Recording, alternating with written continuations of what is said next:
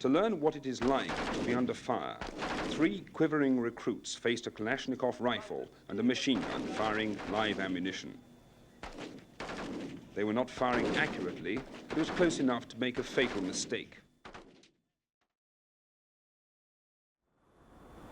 We're now at Ambrizete, the most northern town captured in the 3-pronged attack on the National Front. The 9th Brigade of 4,000 men captured Ambrizete 3 days ago. But most important of all, the commander of the 9th Brigade says that 200 Cuban soldiers were with them. He says they are very good combat troops. It is the first time anybody's ever admitted that the Cubans are right here in the front line. Certainly, at the dusty airstrip at Ambrizete, there were almost as many Cubans as Angolans. They had flown our plane in from Luanda and drove our transport. They are distinctive. They carry only Russian weapons, while the Angolans wear camouflaged combat suits and carry a variety of Russian, Israeli, German and Belgian-designed sidearms. With them go junior soldiers like this 14-year-old. His weapon was only an air rifle, though teenage recruits little older than him are much more heavily armed. They still have not had time at Ambrizete to paint out the old slogans. The tiny airstrip office still bears the graffiti, "Ambrizete belongs to the FNLA." The only evidence of any damage is the burnt-out wreck of a helicopter beside the runway. But there have been casualties.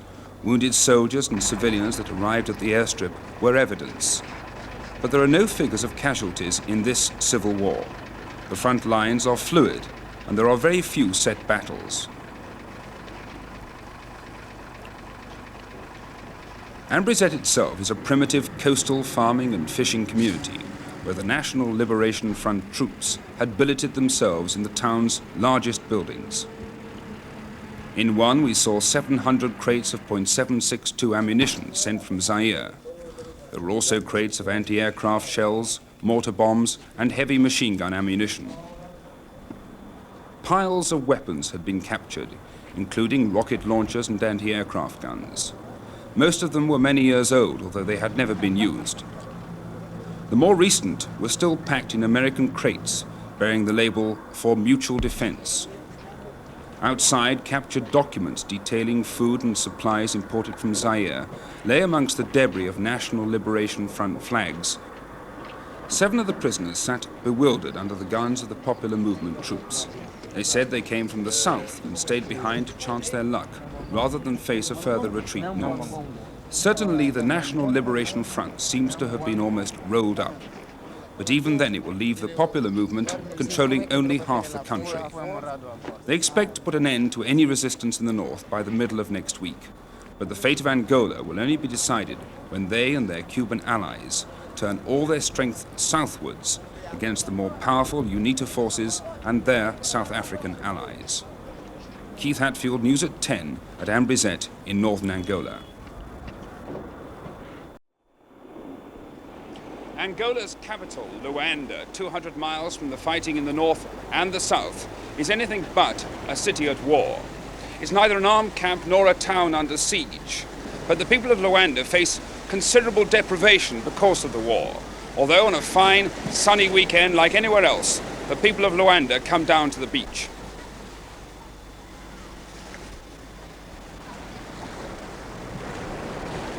Living with the war is an accepted way of life. But not everyone is keen to be seen enjoying themselves. A party of Russian advisors walked away when we interrupted their sunbathing. They crossed onto the part of the beach reserved only for Angolan troops and their allies.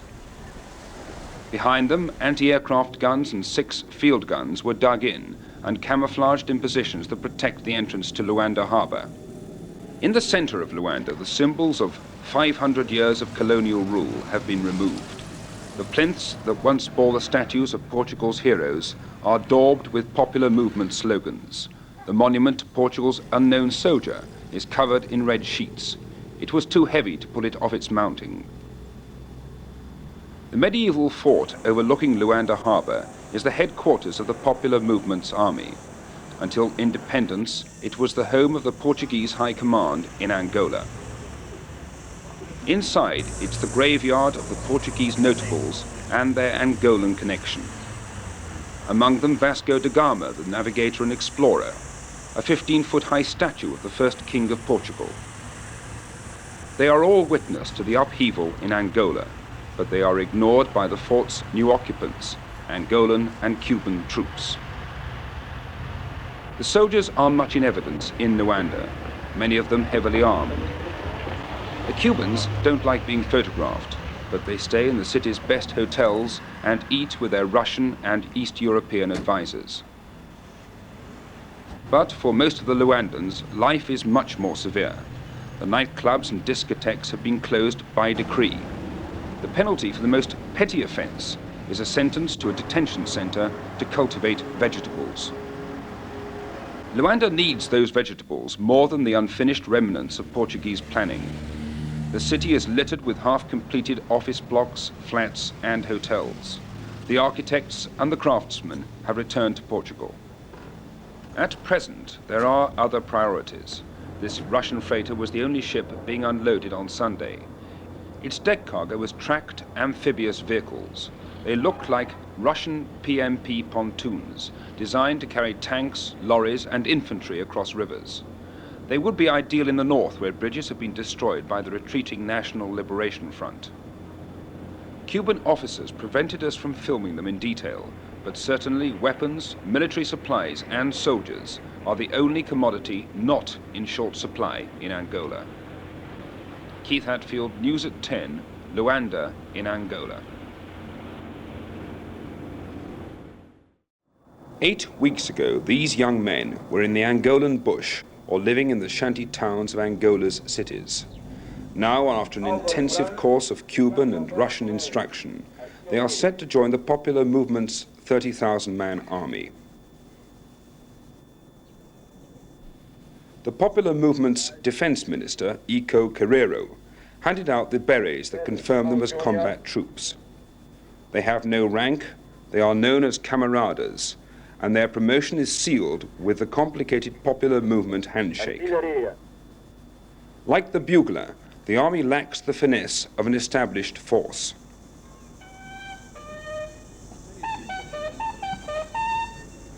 The Popular Movement was born during the 14-year guerrilla campaign against the Portuguese. Now they have army colors, but their campaign chants, deriding imperialism and colonialism, are the parade ground routine.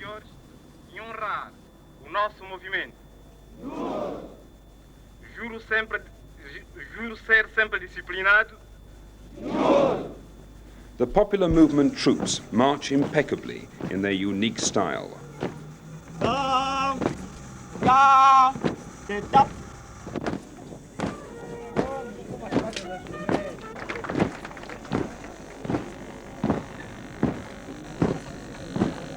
As it would be in Aldershot, the relatives watch with pride as the troops head for the battlefront.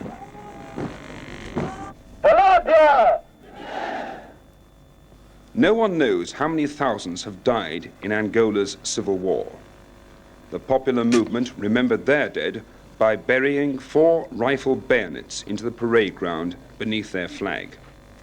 The black berets commemorated 4 of their heroes. Then the lessons their soldiers had learnt during their military and political instruction. How to jump off and back onto a lorry at high speed. No one explained why this was important.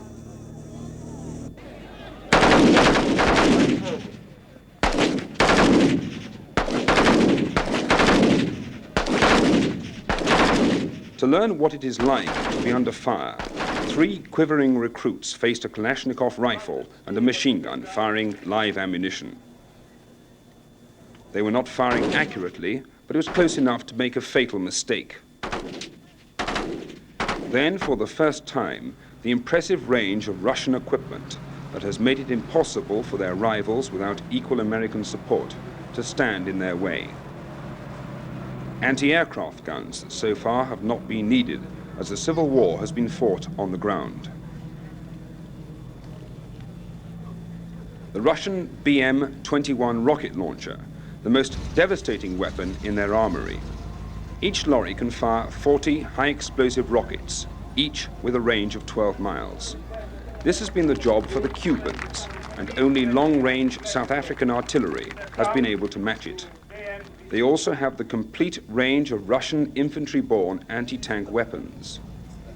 Their field artillery will be unmatched if support for the National Liberation Front and UNITA dries up. Until now, the popular movement has always denied it has imported Russian tanks.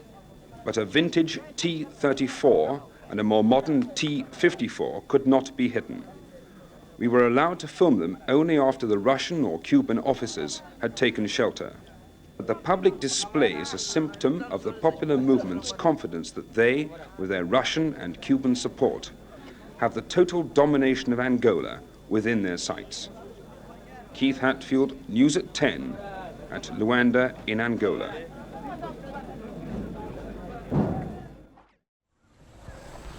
At the heart of the MPLA is what's called the Department for the Organization of the Masses. Its job is to mobilize support for the movement, and nowhere is it easier in Angola than in this sprawl of tin-roofed mud huts in Luanda. It's an urban slum that is home for 350,000 people. The slums ring Luanda, a city of tall balconied blocks of flats and wide boulevards. It was here that the MPLA president, Dr. Agostinho Neto, practiced medicine. With his supporters, most of them middle-class professional men dedicated to Marxism, he organized political cells in the slums to agitate against Portuguese rule. The slums gave birth to what is known in Angola as People's Power. But now Dr. Neto and the leaders of the MPLA denounce any Marxist or communist influence. They insist their ambition is to convert the people of Angola to African socialism. They say they have no long-term obligations to the Russians or the Cubans, but that they need the European and American technology to develop the country. The Constitution specifically rules out any foreign military alliance, but the propaganda bulletins are loaded with praise for the Cubans and Russians, with violent criticism of the Portuguese, South Africans and Americans. The MPLA still organizes the people of the shanty towns into political cells of 10 or 12. They are called sympathizers who support the movement, adherents who are more committed, or militants who become soldiers. They were encouraged to burn down the shops and houses owned by the Portuguese, and in some cases they tore them apart by hand. And the MPLA begin their indoctrination at the earliest age. Education is basic but available to all, and after school most of these children are trained as young pioneers and taught how to use weapons. But political consciousness seems absent amongst most people in Luanda's shanty towns. There is an air of timelessness far removed from Angola's civil war, and they seem unimpressed by the MPLA's revolutionary enthusiasm. Keith Hatfield, News at 10 in Luanda.